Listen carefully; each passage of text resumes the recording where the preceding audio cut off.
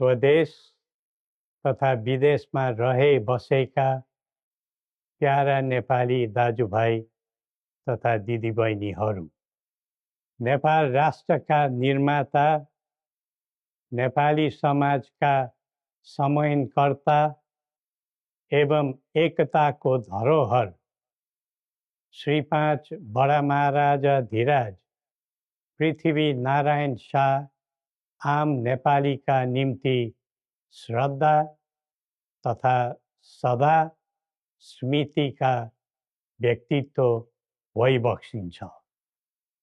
मौसुफको 304औं जन्म जयन्ती तथा राष्ट्रिय एकता दिवसका उपलक्ष्यमा हामी उहाँलाई नमन गर्दै श्रद्धा सुमन अर्पण गर्दछौँ।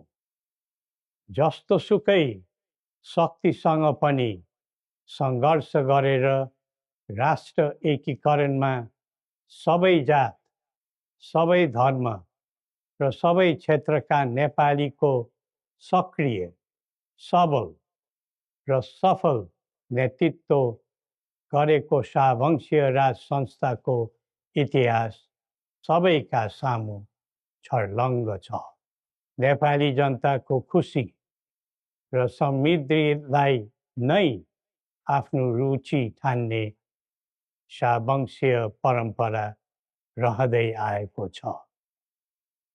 बडा महाराज धीराजको मार्ग निर्देशनको परिधिमा रही हामीले नेपाली जनको एकता र वृद्धिमा जोड दिँदै आएका थियौँ र छौँ। तर कालान्तरमा कतैबाट उत्पन्न अवाञ्छित भ्रमको चपेटामा देश पर्यो। झन्डै 2 दशक अघि शान्ति ल्याउँछौँ र आर्थिक प्रगतितर्फ देशलाई लैजान्छौँ र स्थायित्व दिन्छौँ भनेर सत्तामा पुगेका दलहरूको चाहना अनुसार हामीले श्री 5 र राजदण्ड जनताको नासो जनताकै सुरक्षित संरक्षणमा बुझाइ सहयोगी नियतका साथ राजकाजबाट बाहिरै रहेको सर्वविदितै छ।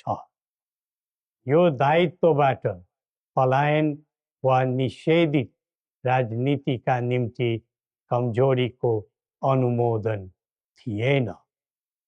न त यो